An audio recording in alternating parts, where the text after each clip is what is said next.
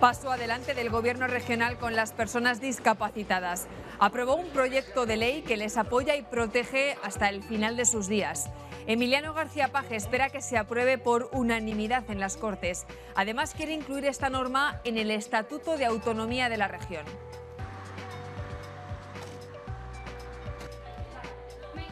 Se ha hecho con unos mimbres bastante buenos en el sentido de que ha tenido una participación amplia de todo el movimiento asociativo a través del CERMI. Evidentemente, pues tiene que conllevar una serie de recursos económicos, humanos, ¿no? y de apoyos para poder llevar a cabo lo que es el fin último de la ley, que es garantizar esa calidad de vida, esa protección y esos apoyos, ¿no?, a las personas con discapacidad. ¿Qué tal? ¿Cómo están? Buenos días. No hay una ley así en ninguna región española y en Europa solo Suiza ofrece algo similar a los discapacitados de su país. Castilla-La Mancha se adelanta. Enseguida les contamos más de este proyecto. Tenemos también estos otros asuntos. Los embalses de cabecera rebasan el límite de los 400 hectómetros cúbicos, con lo que ya se podrá trasvasar agua hacia Levante y Murcia. Una medida que el Gobierno central ya tiene en mente. Y de nuevo ha surgido la polémica sobre la política trasvasista y la necesidad de planes alternativos en materia de agua. Los hijos de las mujeres víctimas de violencia de género podrán beneficiarse de becas universitarias. Además, 100.000 personas, sobre todo mujeres, se beneficiaron de las ayudas del Plan Integral de Garantías Ciudadanas. Son algunas de las noticias de esta semana que les vamos a contar en el programa.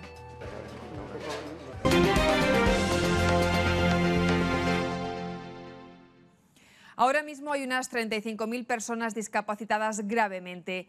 A ellos se dirige sobre todo el proyecto de ley aprobado por el Gobierno regional en su reunión de todas las semanas. Lo presentó el propio presidente. Dijo muy satisfecho que una ley como esta puede justificar toda una vida política. Ve la luz la ley más social de Castilla-La Mancha. Mensaje nítido a los padres de la región con hijos discapacitados. Decirles a ellos que vivan tranquilos, porque cuando llegue el momento, en esta tierra será un derecho, no una posibilidad, un derecho incluso exigible ante los jueces, que sus hijos sean perfectamente atendidos, sin excusa presupuestaria, sin excusa de recurso público. El presidente espera unanimidad en las Cortes. Aprobada la ley, tendría 5 millones de euros de presupuesto para este 2018. Para eso se van a crear unidades de orientación y apoyo. Unidades de orientación y apoyo que van a tener una estructura con agentes mediadores y se van a ubicar en las fundaciones tutelares de Castilla-La Mancha. También se va a crear una oficina regional de orientación y apoyo que va a coordinar todas estas unidades y que se va a ubicar en la Fundación Sociosanitaria de Castilla-La Mancha. Se crearán 400 plazas de residencia para discapacitados y 85 para personas con trastorno mental. El proyecto de ley es pionero en toda España y casi en toda Europa. Será también parte del Estatuto de Autonomía y que, como presidente y como dirigente político, también lucharé porque en su día, cuando en España sea posible, que no es fácil, abrir una discusión sobre nuestra Constitución, además, también la Constitución española reconozca este derecho como un derecho absolutamente irreversible. En el Consejo de Gobierno de esta semana se ha aprobado el decreto que regula las ayudas para agricultores de las zonas cepa de la región. Se destinarán 9,2 millones de euros de la PAC, que llegarán a unas 10.000 hectáreas de 350 agricultores. Para un agricultor puede ser de 208,2 euros por hectárea, que dicho así quizá no tiene ningún sentido, no tiene contexto, pero en el contexto es importante porque esos 208,2 euros por hectárea que puede recibir un agricultor supone en realidad poder doblar la rentabilidad de una hectárea de secano en estas zonas. Cada una de estas rayas... El Ejecutivo ha valorado un informe de la Consejería de Sanidad que cifra en 1.446 euros la inversión sanitaria por castellano-manchego, un 17% más que al principio de esta legislatura. Además, los consejeros conocieron algunas de las cifras que dejan las energías renovables en la región. Mantiene en Castilla-La Mancha cerca de 12.500 puestos de trabajo en Castilla-La Mancha, lo que supone el 18% de todos los puestos de trabajo que generan estas energías en toda España. 1 de cada 5 trabajadores en la biomasa en España trabaja en Castilla-La Mancha. En este momento, Castilla-La Mancha es líder nacional en energía solar fotovoltaica y ocupa el segundo puesto en potencia de energía eólica instalada. El paso dado con esta ley para discapacitados que les venimos contando a falta del trámite parlamentario deja reacciones. Desde el CERMI, la entidad que representa a las personas con discapacidad, valoración positiva a la espera de ver cómo se desarrolla. En el ámbito político, respaldo, pero con intercambio de reproches entre gobierno y oposición a cuenta de las políticas en materia de dependencia. Desde el CERMI se remarca como un paso adelante a la hora de cumplir el mandato de la Convención de Naciones Unidas para dar seguridad jurídica a personas con una discapacidad grave. Se ha hecho con unos mimbres bastante buenos en el sentido de que ha tenido una participación amplia de todo el movimiento asociativo a través del CERMI, pero sí que es cierto que nos preocupa algo que hemos comentado varias veces. Yo como padre también de un hijo con discapacidad, el día de mañana cuando me vaya a plantear el hecho de hacer con mi hijo este plan de futuro, tendré que tener muy claro dónde tengo que ir a informarme, quién me puede asesorar, quién me puede orientar, qué procedimientos tengo que dar, a través de qué mecanismos lo puedo hacer. Todo eso se tiene que desarrollar reglamentariamente. Para las familias es fundamental el papel del agente mediador y saber escuchar a los hijos de cara al plan personal de futuro. Creo que es una ley que va a implicar no solo a los padres. Me explico, principalmente tiene que implicar y el sujeto y el protagonista tiene que ser la persona con discapacidad.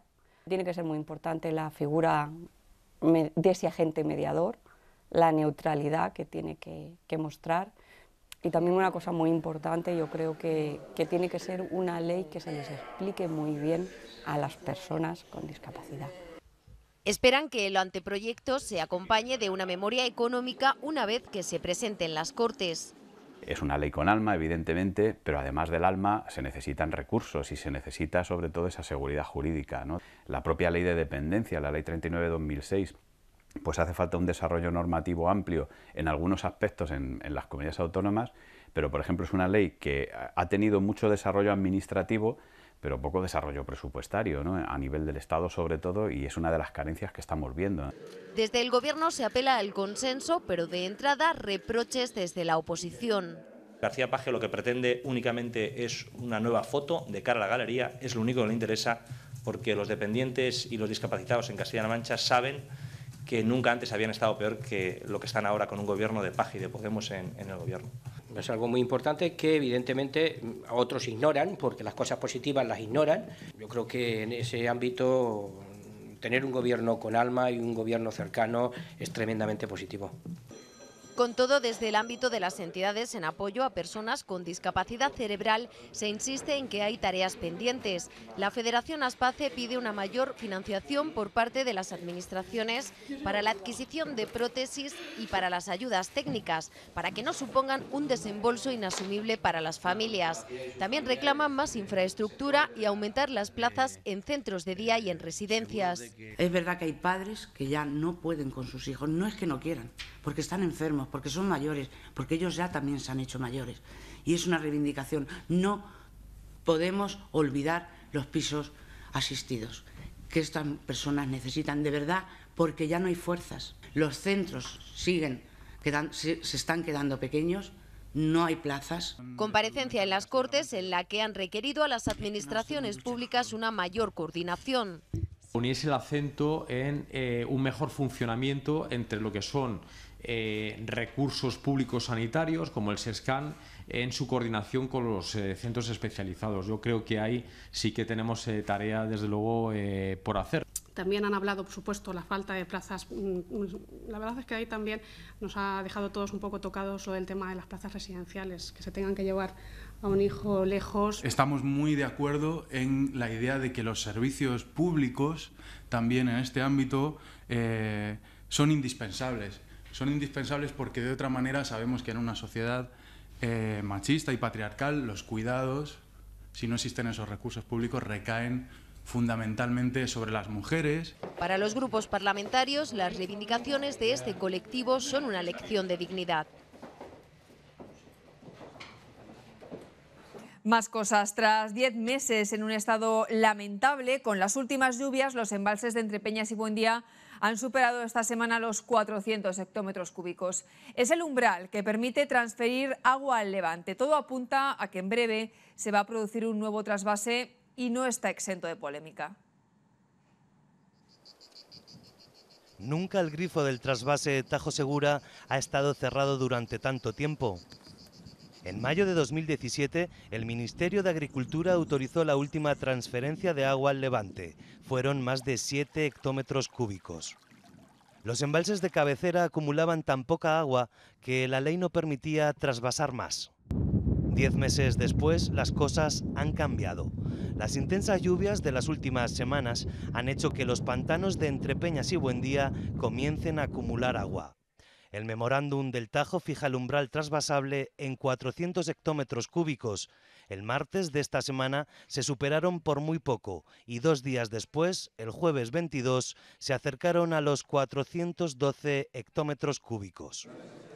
La ministra Tejerina ya justifica un posible trasvase, presumiblemente para el mes de abril. Ahora que 400 hectómetros cúbicos quedarán en la cuenca, todo lo que esté por encima, pero solo lo que esté por encima de esos 400, si la comisión técnica así lo estima, se procederá a un nuevo trasvase. El Gobierno de Castilla-La Mancha recuerda que los embalses de cabecera están solo al 16% de su capacidad total y que la cuenca cedente debe ser prioritaria. Primero está la cuenca cedente y luego la cuenca receptora. Y en este caso los embalses de la cabecera del Tajo están al 16%. Cualquier persona con sentido común se da cuenta de que no se puede ni se debe autorizar un trasvase. También reacciones desde el ámbito parlamentario. El PP se remite al logro de que haya unas reservas mínimas y el PSOE se lamenta de que, llegado a ese límite, le haya faltado tiempo al Gobierno central para hablar de trasvase. Demagogia y populismo, que es lo que quiere hacer Emiliano García Paje en materia de agua, y rehabilitar el agua, las justas, y lo que quiere el Partido Popular es volver a la senda del consenso, a la senda del Pacto Nacional por el Agua, a la senda del Plan Hidrológico Nacional, y poder hablar de solución integral para el agua en Castilla-La Mancha, que es en lo que siempre ha estado el Partido Popular. 400 hectómetros cúbicos, que puede parecer mucho o poco, no son suficientes para asegurar con garantías el desarrollo económico, agroalimentario, turístico y además de consumo humano de una región que quiere prosperar como mínimo en la misma medida que el resto de regiones españolas. El sindicato Comisiones Obreras también ha mostrado su no rotundo al trasvase Tajo Segura. Su secretario general le ha pedido a la ministra que haga política para llegar a un verdadero pacto nacional del agua. No es ni mínimamente razonable que el agua en este país, en esta comunidad autónoma, esté en manos de 2 grandes lobbies que solo atienden a sus propios intereses económicos.